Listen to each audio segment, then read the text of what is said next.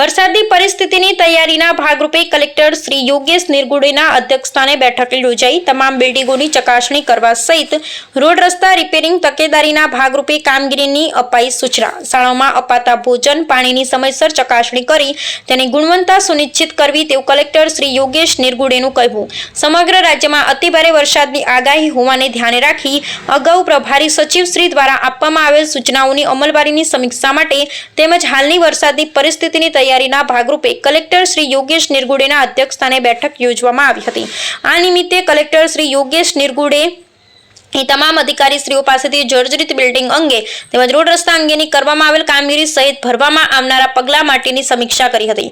એ સાથે પોલીસ વિભાગ, સરકારી આવાસો, કચેરીઓ, આરોગ્ય કેન્દ્રો, પંચાયત કચેરીઓ જેવી તમામ પબ્લિક પ્લેસીસની ટેકનિકલ અધિકારીઓ સાથે રાખી આંતરિક તેમજ બાહ્ય રીતે ચકાસણી કરી જરૂર જણાય તો બિલ્ડિંગને તાત્કાલિકપણે બંધ કરી યોગ્ય કાર્યવાહી કરવા સૂચના આપી હતી।